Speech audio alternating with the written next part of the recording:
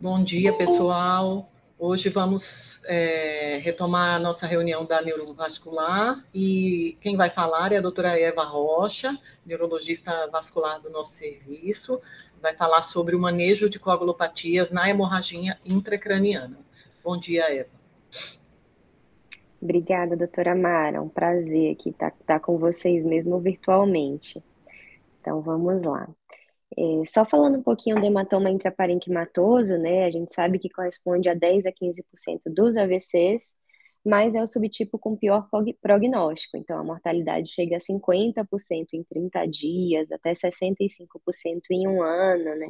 E são pacientes muito graves que a gente tem que tratar com todo cuidado, né?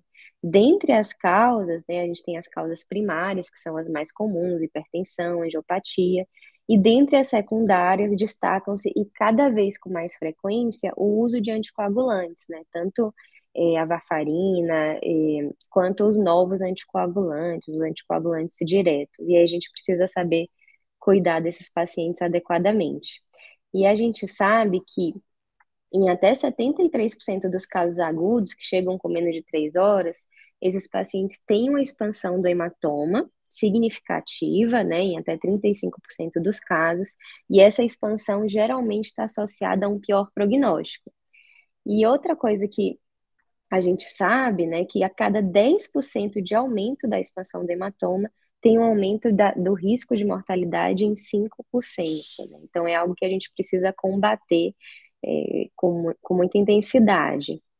Como é que a gente avalia, né, o risco de expansão do hematoma? Existem alguns achados de imagem, né, que a maioria de vocês já conhece. Então, tem o spot sign, que é um angiotomo, que a gente avalia um extravasamento de contraste nessa fase mais precoce, o liquid sign, que é um extravasamento de contraste numa fase mais tardia, o blend sign, por exemplo, que é quando tem sangue em diferentes estágios, né, em diferentes tempos de evolução, o black hole sign, quando tem como se fosse um buraco preto no meio do hematoma. Todos esses são alguns marcadores de expansão do hematoma. E a gente sabe que um fator que aumenta o risco de expansão de forma importante é o uso de terapia anticoagulante, né? Então, o odds ratio de expansão do hematoma nesses pacientes chega a 3,66%. É um fator muito importante que acaba influenciando na expansão do hematoma. E a gente sabe que o AVC secundário ao uso de anticoagulante geralmente está relacionado a uma mortalidade precoce, um maior tempo de sangramento e uma maior expansão do hematoma. Para isso, a gente precisa tratar de forma adequada, que é com a reversão da anticoagulação de forma rápida e completa. E para a gente conversar um pouquinho sobre a reversão nesses pacientes, eu achei importante a gente trazer um pouquinho, voltar um pouquinho para a fisiologia e falar sobre a cascata de coagulação. Então, na cascata de coagulação, a gente tem a via intrínseca e extrínseca. A extrínseca geralmente é quando tem uma injúria tecidual, né, com ativação do fator 7, fator tecidual e trombina, e a via intrínseca, né, que vai pela ativação do fator 12, 11, até 8 até o 13, né, e 2, causando também a ativação da trombina e a formação do coágulo. E quando a gente pede um coagulograma, existem alguns testes que a gente vai avaliar. A via extrínseca, ou via indireta, e a via extrínseca ou direta, ou a via intrínseca ou direta, né? Então, por exemplo, quando a gente faz o teste do tempo de protrombina, a gente está testando a via direta e a via comum, né, que é a via extrínseca. E o que que a gente faz com esse exame? Vai expor o soro ao fator tecidual e o fosfolípide, e aí a gente vai avaliar. Se tiver um aumento do tempo de protrombina, vai ser que tem alguma alteração nessa via extrínseca ou direta. Quando a gente avalia o TTPA, a gente está avaliando a via intrínseca, né, ou a via indireta, que aí a gente vai expor soro acelite, caolina e sílica, e aí pode ter uma alteração do TTPA, né, que seria geralmente a faixa normal de 25 a 35. O TTPA não tem uma padronização, bem como o TP, que tem o INR, né, então a gente não consegue comparar tão bem. Ele vai testar essa via indireta ou comum. E quando a gente pede o tempo de trombina, a gente vai expor o soro à trombina e vai avaliar essa via comum, essa via final. Além disso, a gente pode pedir também na avaliação da coagulação, o tempo de hecarina. A hecarina é um derivado de um veneno de víbora, e o que ele faz? Ele transforma protrombina em mesotrombina, que é uma substância que tem maior afinidade à dabigatrana e menor afinidade ao fibrinogênio. Então, quando o paciente está usando dabigatrana e está com nível alto de dabigatrana, vai ter um aumento do tempo de hecarina. E vai ser uma forma indireta da gente avaliar a ação desse anticoagulante direto. Além disso, a gente tem o teste com os anticoagulantes diretos da atividade do antifator 10A, para a gente avaliar realmente os inibidores do fator 10A, né? Então, se a gente tiver atividade ausente do antifator 10A, quer dizer que não tem efeito relevante da medicação anticoagulante. Se tiver atividade, vai ter um efeito relevante, e aí a gente pode pensar em reverter nesses pacientes. E como é que a gente vai fazer a reversão em cada caso, né? Então, vamos falar de cada medicação nesses pacientes que têm um AVC hemorrágico, começando pelo famoso Marevan ou pela varfarina, né, que é o antagonista de vitamina K. O antagonista de vitamina K vai agir inibindo os fatores 2, 7, 9 e 10. Ele vai ter uma meia-vida de mais ou menos 20 a 60 horas, né, uma meia-vida bem longa. E pelos exames de sangue, o que vai afetar principalmente é o INR, né? Vai ter um aumento do INR. Como é que a gente vai reverter os pacientes que estão em uso de varfarina, né? A gente pode utilizar a vitamina K, 10 miligramas, se o INR tiver maior ou igual a 1,4. Lembrando que a vitamina K vai ser muito lenta, então ela não vai fazer o efeito rápido de reversão que a gente precisa, pensando que a expansão do hematoma é algo que acontece nas primeiras horas. E aí, nesse caso, a gente vai utilizar o complexo protrombínico, de preferência o de 4 fatores, em relação ao de 3 fatores, né, geralmente não associado ao plasma fresco, e avaliar o INR em 15 a 60 minutos e após a cada 6 a 8 horas por 24 a 48 horas. Se o INR estiver acima ou igual a 1,4, a gente pode considerar complementar com plasma fresco congelado, né? E na ausência do complexo protrombínico, a gente pode utilizar o plasma fresco, que é 10 a 25 ml quilo EV, mas que a gente sabe que o efeito é muito menor do que do plasma, do que o complexo protrombínico, né? Então, a vitamina K, qual que seria a ação da vitamina K nesses pacientes?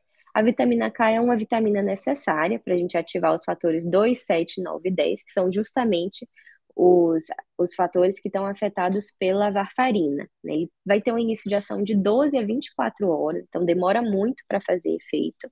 E a dose geralmente é 10 miligramas EV em mais do que 10 minutos. Isso porque às vezes pode ter um risco de anafilaxia, principalmente se a infusão for muito rápida. Então, a gente vai utilizar sabendo que o efeito realmente vai ser mais demorado. Já o plasma fresco congelado é vai ter todos os fatores de coagulação, né? Vai ser um soro que tem todos os fatores de coagulação. A dose, como a gente já falou, né, de 10 a 15 ml quilo, e a velocidade de infusão na pessoa saudável vai ser 2 a 3 miligramas quilo hora.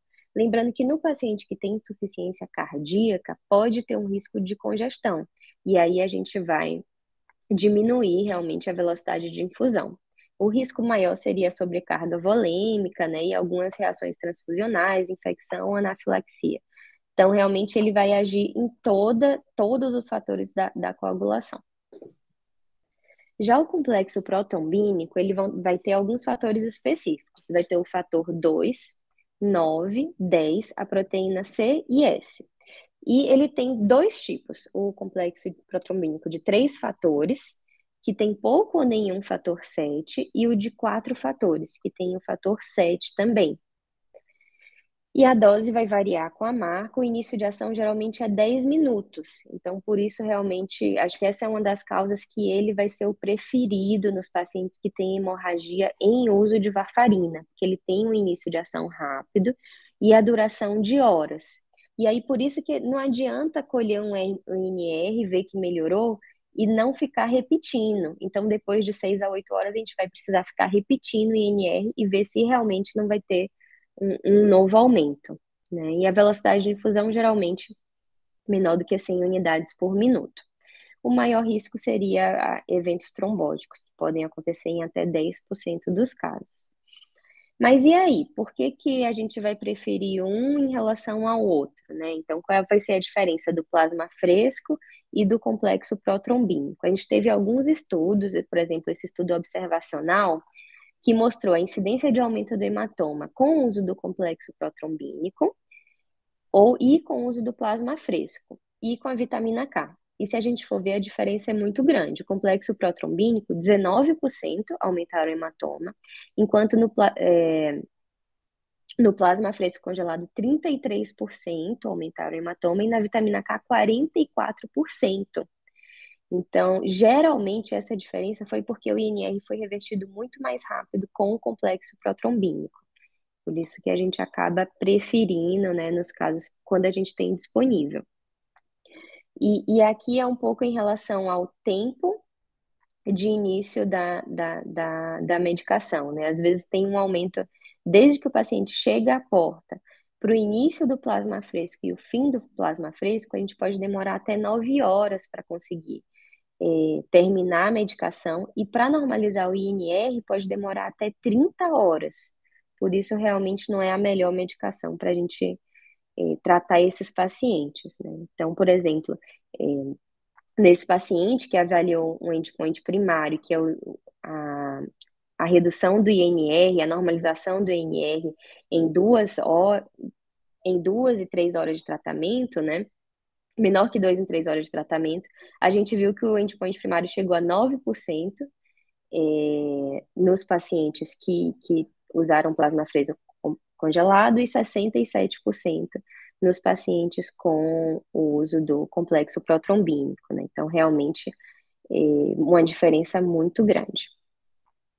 E aí, será que a gente vai preferir de 3 fatores ou de 4 fatores? Existe alguma diferença, né, nesses diferentes complexos protrombínicos? Então, essa foi uma revisão sistemática que avaliou a intervenção do complexo protrombínico de 3 ou de 4 fatores, que é aquele que tem um mais fator 7. E aí, se a gente for avaliar a normalização do INR, né, a gente viu que 92% de normalização ocorreu no de 4 fatores e 66% no de 3 fatores. Então, por isso, pelo guideline, ele também recomenda uma preferência para o complexo protrombínico de 4 fatores. Existiram alguns estudos avaliando também o uso do fator 7 recombinante, né, que é uma medicação muito cara, né, de custo alto, aproximadamente 5 mil, 15 mil dólares, para conseguir realmente a normalização do INR. E o que foi visto? Que realmente a gente tem uma reversão laboratorial muito rápida. Em mais ou menos 10 minutos a gente consegue reverter o INR. É uma medicação que tem uma meia-vida rápida, então o efeito também é um efeito curto, mas o que foi visto? Que existe um risco significativo de eventos tromboembólicos nos pacientes que usaram fator 7, e que apesar do INR normalizar, muitas vezes pode ser uma falsa normalização. Então, o INR pode normalizar sem corrigir exatamente a coagulopatia. Então, não é uma medicação indicada atualmente para os pacientes com hemorragia intracraniana. Então, só retomando aqui as orientações da reversão da varfarina, vitamina K, pode repetir a cada 12 horas, se o INR continuar elevado, complexo protrombínico com preferência de 4 fatores. A gente vai repetir o INR 15 a 60 minutos após a infusão e depois a cada 6 a 8 horas, por 24 a 48 horas, para a gente ter certeza que o INR vai estar abaixo de 1,4, né? E se o INR manter acima de 1,4, a gente pode considerar associar o plasma fresco congelado. E na ausência do complexo protrombínico, também a gente vai utilizar o plasma fresco congelado. E como é que a gente vai tratar os pacientes que usam heparina não fracionada? Então, Eva, só relembrando, Eva, pode pode falar. repetir o complexo protrombínico? Não, é só uma dose, né? A recomendação do guideline é fazer uma dose e Uma se o dose. NR tiver aumentado, fazer o plasma complementar com plasma fresco. Isso. Ok, tá bom. Aí a gente considera essa complementação. Lembrando que pode ter também um risco um pouquinho maior de trombose, né? E alteração de coagulação. E na heparina, nos pacientes que usam heparina não fracionada, né? Só relembrando, o que a heparina não fracionada vai fazer? Ela vai aumentar a atividade da antitrombina 3 sobre o fator 10A e a trombina. Ela tem uma meia-vida muito rápida, né? Por isso que a gente faz infusão venosa contínua e bomba de infusão, de 45 minutos até 1 hora. Então, realmente, geralmente, quando a gente vai pensar em tratar, o efeito já muitas vezes já está revertido. E o que vai ter de alteração de exame? Geralmente, esses pacientes vão ter um TTPA alargado e pode ter também uma alteração da atividade do antifator 10A. E o que a gente usa para reverter a heparina? O sulfato de protamina. Como é que ele funciona? Ele vai se ligar à heparina, né, a molécula de heparina, neutralizando a sua ação. E com isso a gente vai utilizar para 1 miligrama de sulfato de protamina para cada 100 unidades de heparina não fracionada nas últimas 2 a 3 horas, né? E no caso da enoxaparina, a gente pode utilizar 1 miligrama de protamina para cada 1 miligrama de enoxaparina nas últimas 8 horas e meio miligrama para cada 1 miligrama de enox nas últimas 8 a 12 horas. Lembrando que isso é no caso de enoxaparina dose terapêutica, né? Para dose profilática, geralmente a gente não precisa fazer a protamina. E a velocidade de infusão é de cerca de 10 minutos. O início de ação é rápido, cerca de 5 minutos. Pode ter um risco baixo de hipotensão, reação anafilactoide e anafilaxia, principalmente se o paciente tiver alergia a peixe. Então, qual que é a recomendação? Nos pacientes com AVCH agudo, se o TTPA tiver alargado, a gente pode utilizar a tropamina, 1 miligrama para cada 100 unidades nas últimas 2 a 3 horas. E a dose máxima é de 50 miligramas. Se o TTPA continuar alargado, a gente pode repetir a protramina, uma dose de meio miligrama para cada 100 unidades de heparina não fracionada. E no caso da heparina de baixo peso molecular, né, a enoxaparina, ela vai aumentar a atividade da antitrombina 3 sobre o fator 10A e vai ter uma meia-vida mais longa, né, de 4,5 a 7 horas. Ela também, nos exames, pode alargar um pouco o TTPA e o antifator 10A. E nesses pacientes, se tiver em dose terapêutica, a gente pode também utilizar a protamina em 10 minutos, com máximo de 50 miligramas, 1 miligrama para cada 1 miligrama de enoxa, que foi utilizado em menos de 8 horas, e meio miligrama para cada 1 miligrama entre 8 e 12 horas. Se o paciente já tiver feito há mais de 12 horas, a gente não vai precisar fazer a reversão com a protamina. Tá? Em relação aos antiplaquetários, se o paciente teve um AVCH e usa o antiplaquetário, existe algo que a gente pode fazer para tentar uma reversão, né? Então, só relembrando aqui a ação dos antiplaquetários, né, eles vão inibir a agregação plaquetária por diferentes mecanismos, né? Então, pode ser pelo bloqueio do receptor P2Y12, né, no caso do clopidogrel, ticlopidina, plasugrel. Pode ser por uma inibição irreversível da COX-1, por exemplo, no caso do AS, né, ou pelo estímulo à biossíntese de prostaglandina, que é no caso de prostaciclina, que é no caso do dipiridamol. Para alguns casos de disfunção plaquetária, né, pode ser indicado a reposição de plaquetas, né, que seria 1 a 1,5 unidade por 10 quilos do paciente, E quais são as indicações de transfusão terapêutica de plaquetas? Se for um paciente cirúrgico com sangramento ativo, a gente vai transfundir as plaquetas para manter maior do que 50 mil. Ou se o paciente tiver uma neurocirurgia e tiver uma plaquetopenia menor do que 10 mil, a gente vai transfundir para manter as plaquetas acima de 10 mil. Então, nesses casos, é geralmente quando existe uma plaquetopenia. No caso de uma cirurgia, principalmente a neurocirurgia, a gente vai transfundir para manter a plaqueta mais alta, né? E quais são as medicações que podem ajudar, né, a reduzir essa ação dos antiplaquetários? A gente tem a desmopressina, que vai aumentar os níveis do fator 8 e do fator de von Willebrand. Ela tem uma dose de 0,4 miligramas quilo, velocidade de infusão de 20 a 30 minutos, e é contraindicada nos pacientes que têm um clearance de creatinina muito baixo, que usam diurético de alça, corticoide, né, e pode ter alguns efeitos colaterais, como hiponatremia. O que a gente sabe do uso de antiplaquetários e do AVC hemorrágico? A gente tem estudos mostrando que, na verdade, o uso de antiplaquetário não vai afetar o crescimento do hematoma ou o prognóstico depois do AVCH. Então, esse foi, por exemplo, um estudo retrospectivo que mostrou que o fato do paciente estar usando antiplaquetário geralmente não indica um pior prognóstico nesses pacientes. Apesar disso, a gente tem um estudo que mostrou que a redução da atividade plaquetária pode estar associada com um crescimento de hematoma e uma piora de desfecho após 3 meses no paciente com AVCH. Mas, apesar disso, a transfusão de plaquetas, apesar de melhorar a função plaquetária, não teve impacto na funcionalidade em 3 meses.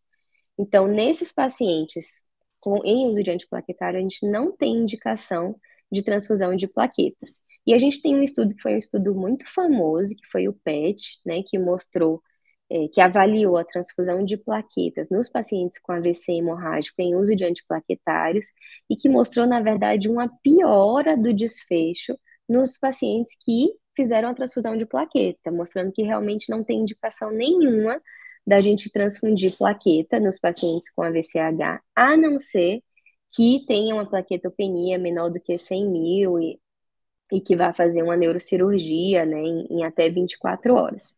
Então, os pacientes que utilizaram a transfusão de plaqueta tiveram um prognóstico pior em 72% dos casos versus 56% dos que não fizeram a transfusão. Então, realmente, é algo que a gente não indica.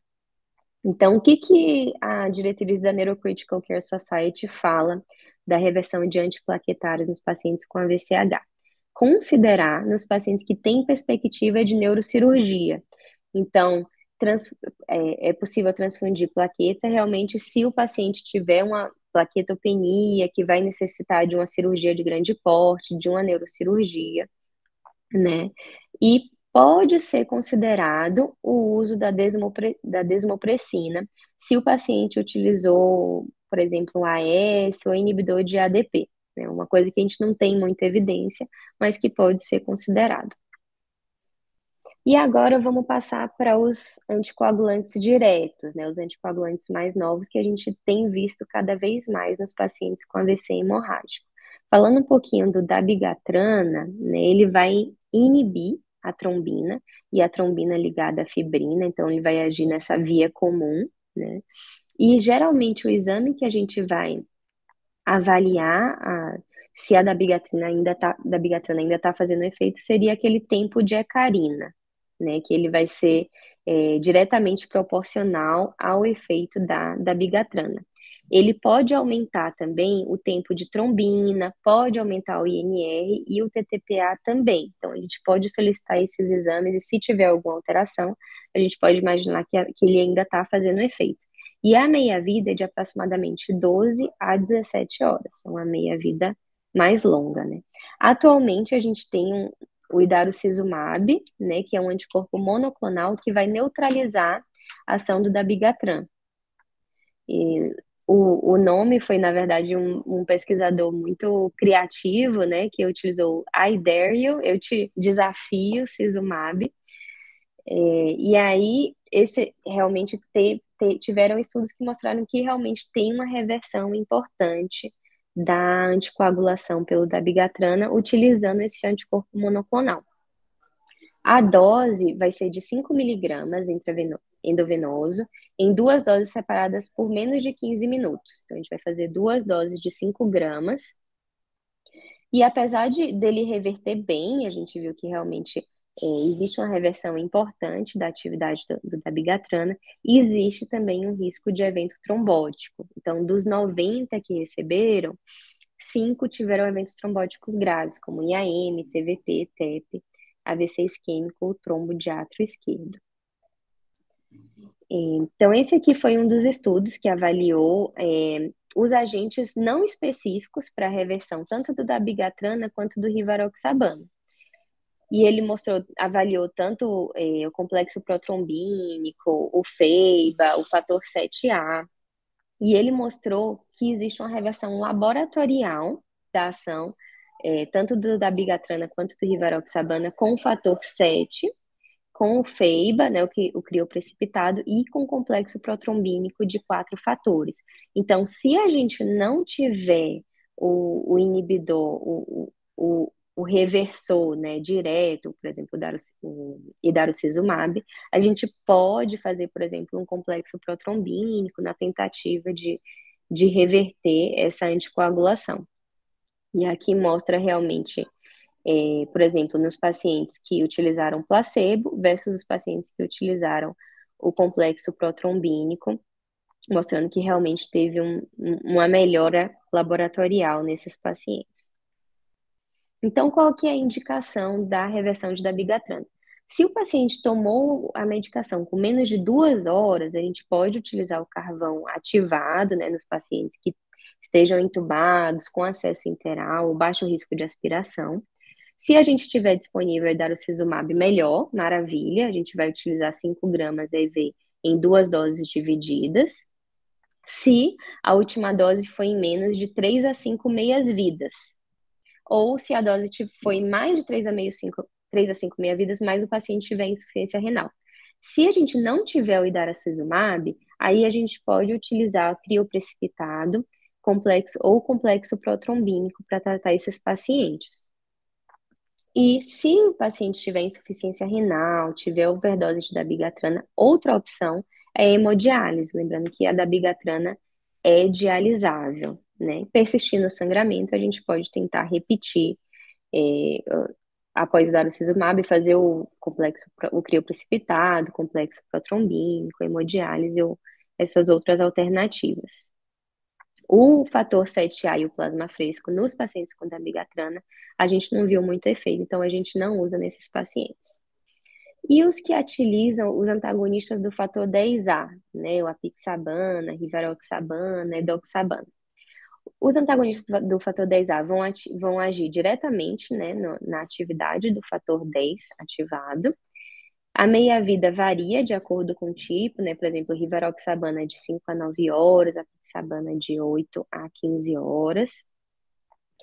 E eles podem causar alteração laboratorial, tanto no TTPA, né? Então, o dabigatran, rivaroxabana pode prolongar, a apixabana, o edoxabana pode prolongar um pouquinho, pode alterar um pouco o RNI. No caso, não altera o tempo de trombina, né? O rivaroxabana, apixabana e edoxabana. E vai principalmente alterar a ação do antifator 10A. Né? Então, esse seria o exame ideal para a gente ver se essas medicações ainda estão fazendo efeito no organismo do paciente. Então, esse foi o estudo principal do Andexanet, que é o agente que a gente usa para reverter a ação do fator 10A. Ele é uma forma inativa e recombinante do fator 10A que vai sequestrar o anti-10A. Então, ele vai fazer com que o antifator 10A, né, não consiga agir por conta desse sequestro no antifator 10A. E esse foi o estudo principal, que foi um estudo prospectivo com 352 pacientes, e mostrou que 82% dos casos tiveram a hemostase excelente ou boa, apesar de uma mortalidade de 14% em 30 dias, e uma presença de eventos trombóticos em 10%. Então, através desse estudo, também houve uma aprovação do Andexanet para a reversão dos pacientes que usam os inibidores do fator 10A. Então, qual é a indicação, né, de guideline de tratamento desses pacientes? Se ele tomou antes de 2 horas, a gente faz o carvão ativado. Se ele, no caso, né, se foi mais de 2 horas, se a última dose for menos de 3 a 5 meias-vidas, pode ser utilizado, na ausência do Andexanet, o complexo protrombínico de 4 fatores ou crioprecipitado. E a gente pode utilizar, na época dessa diretriz, ainda não estava aprovado o Andexanet, mas ele já está aprovado e a gente pode utilizar também para reversão desses pacientes que usam antagonistas do fator 10A. Né? Então, como é que é a dose do Andexanet? Nos pacientes que usam rivaroxaban mais do que 10 miligramas, ou apixaban mais do que 5 miligramas, ou quando a gente não sabe mais ou menos a dose, e tomou em menos de 8 horas, vai utilizar 800 miligramas em 30 miligramas por minuto. E se utilizou uma dose mais baixa de rivaroxaban ou apixabana, ou se essa dose for a mais de 8 horas, vai utilizar 400 miligramas numa infusão mais ou menos de 30 miligramas por minuto, por até 120 minutos. E por último, no paciente que teve um AVC isquêmico que foi trombolizado e que evoluiu com a transformação hemorrágica, né? Essa vocês também já estão bem acostumados, né? Só lembrando que o fibrinolítico, né, tanto a alteplase, tenecteplase, triptoquinase, vai agir no plasminogênio, né, e na plasmina, fazendo que ocorra a degradação, né, do fibrinogênio e da fibrina. E aí, qual é a indicação de reversão, né? No paciente que está utilizando o fibrinolítico, a gente vai precisar parar imediatamente o uso do fibrinolítico, e aí a gente vai precisar colher os exames de sangue, né? Então, vai pedir o hemograma, o INR, o TTPA, nível de fibrinogênio, né? Então, vai colher os exames de sangue para avaliar o grau de alteração, fazer um atomo não contrástico de urgência nos pacientes que têm suspeita de sangramento intracraniano, e o tratamento vai ser o crioprecipitado, né? Que inclui o fator 8, 10 unidades, infundidas em torno de 10 a 30 minutos, em uma dose inicial se o fibrinogênio tiver menor do que 200 miligramas por decilitro. Por isso que é importante a gente colher sempre o fibrinogênio também nesses casos. Também pode ser utilizado o ácido tranexâmico ou o epsilon aminocaproico nesses pacientes. E aí a gente vai fazer todo o suporte. Só lembrando um pouquinho da ação do crioprecipitado, né? Ele é uma concentração precipitada a frio do fator 8, fibrinogênio e fator de von Willebrand. Ele é utilizado geralmente na dose de 10 unidades e pode ser utilizado a dose adicional se o fibrinogênio estiver baixo, né? Então ele vai agir bem aqui, aumentando o fibrinogênio. O início de ação é com 1 hora e o pico em 12 horas. Velocidade de infusão em 10 a 30 minutos. Ele tem uma ação relativamente rápida. O ácido tranexâmico vai ter uma ação diferente. Ele vai impedir a ligação do plasminogênio com a fibrina. Então, também pode ser utilizado nesses pacientes, com a dose de 10 a 15 miligramas quilo e a velocidade de infusão em 20 minutos. Lembrando que a gente não pode utilizar nos pacientes que tenham coagulação intravascular ativa ou deficiência adquirida de visão de cores. E o epsilon aminocaproico tem uma ação também diferente, impedindo a ligação do plasminogênio com a fibrina, e a gente vai utilizar 4 a 5 gramas diluídos em 250 ml de Ringer ou soro e infusão em 15 a 60 minutos. Então, aqui só lembrando, esse aqui é uma tabela final para a gente lembrar o que a gente usa para reverter cada agente. No paciente que usa o antagonista de vitamina K e o NR tiver maior ou igual a 1,4, a gente vai utilizar vitamina K mais complexo protrombínico, preferência 4 fatores, e se não disponível, plasma fresco congelado. Se o paciente utilizou um inibidor direto do fator 10A, em menos de 2 horas a gente usa o carbono ativado. E a gente pode utilizar o Andexanet, né, se a gente tiver disponível, ou se ele não tiver disponível, complexo protrombínico ou crioprecipitado. Nos pacientes que utilizam dabigatrana, né, que é o inibidor direto da trombina, em menos de 2 horas a gente pode utilizar o carbono ativado. Se tiver disponível, darucizumab. Se o paciente tiver insuficiência renal crônica, tiver um quadro de overdose, né, a gente pode utilizar a hemodiálise. E se a gente não tiver o darucizumab, também pode utilizar o plasma fresco ou o complexo protrombínico ou crioprecipitado. Nos pacientes em uso de heparina, tanto não fracionada quanto enoxa, a gente vai utilizar a protramina para reversão. Se for heparina não fracionada, a protramina, se a dose foi em aproximadamente 2 a 3 horas. E enoxaparina, se a dose foi mais ou menos de 8 ou menos de 12 horas. Aqui são outros agentes, né? Os trombolíticos que a gente comentou também. A gente vai utilizar o crioprecipitado e os antifibrinolíticos, como o ácido tranexâmico ou o epsiloaminocaproico. E para os antiplaquetários, né, pode ser utilizado, existe uma sugestão de uso de DDAVP, né, da desmopressina. E se o paciente for fazer uma neurocirurgia e tiver uma plaqueta menor do que 100 mil, também pode ser feita a transfusão plaquetária. Mas na maioria dos casos a gente não vai utilizar, que a gente sabe que piora o prognóstico. Então, esse foi o resumo dos anticoagulantes, da reversão dos anticoagulantes no AVCH. Qualquer dúvida, estou aqui à disposição.